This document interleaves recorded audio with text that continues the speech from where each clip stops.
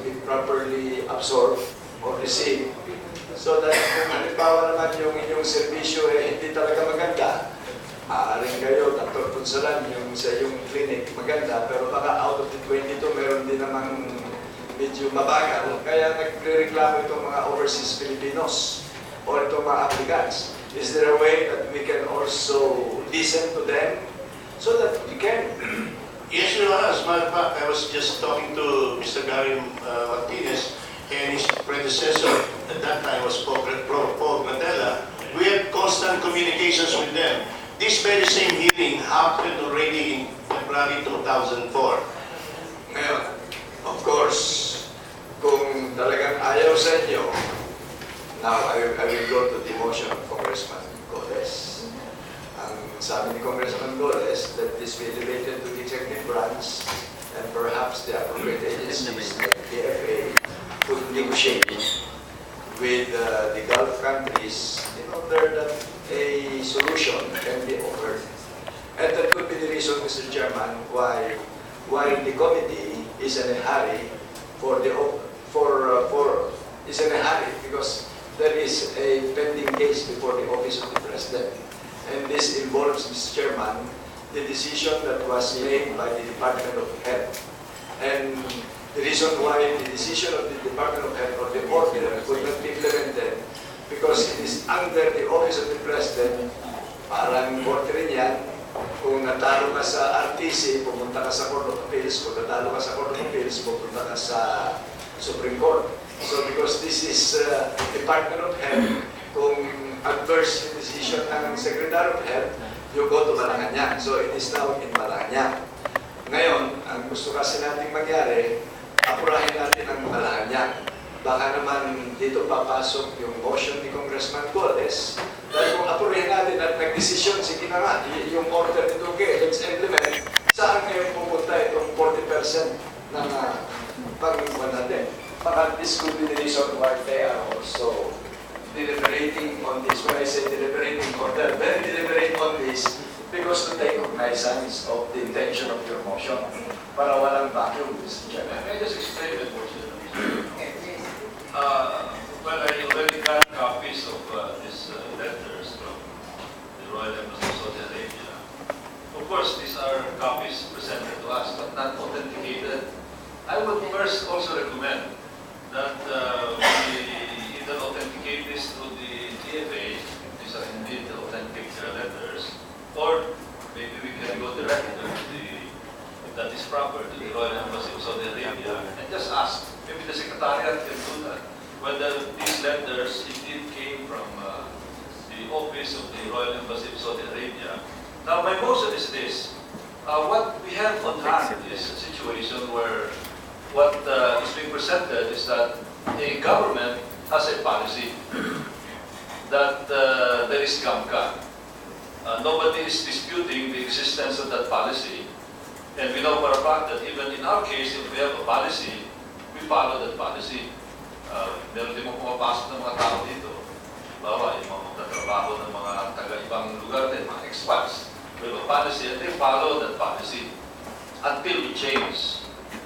So, maganda yung sinasabi ng migrante na higit natin dapat ang gobyerno kumilos para mabago ito. But meantime, habang hindi binabago ito, we have to honor that policy because we are polite, civilized countries. We honor each other's policy, but we try our best to change the other country's policy. It is just, I don't call it unfortunate, it's just a reality that Saudi Arabia is the biggest employer next to the US. The US has about 2 million of the ibang klase yung classification, mga expats doon, mga OFWs doon. But in so far as the technical term OFW is concerned, all of this practically started in Saudi Arabia. They are a big player here. I think even the president goes out of her way to visit the United Arab Emirates, the Gulf States, Bahrain, etc., Saudi Arabia, to sell, to make sure that our OFWs are fairly treated. So, ang gawin natin, hindi naman tayo nagtrabaho. Because if we are going to discuss this, we we can discuss what is the best measure. But who's going to bend the cat, so to speak? Hindi tayo. We cannot call the Saudi government here. We cannot call the Saudi ambassador here and maybe give him a lecture on how they should be treating our OFWs. But we can only do it as a committee to ask the executive branch to already make proper representations with the Saudi government in the hope that they'll be reacting favorably. But in the meantime, we have to live with the status quo, Mr. Chairman. Thank you very much, Mr. Chairman. I would like to make that motion formal. Thank you very much. Mr. Chairman, may I just... That motion? Mr. Chairman, before we act on the motion of Congressman Roilo, which I am very sympathetic actually, I just wanted to, because I came late, I just want to clarify that this GAMPA was not created by Filipinos, it was created upon the imposition of the Saudi Arabian government, is that correct? The GCC country states, yes, Your Honor.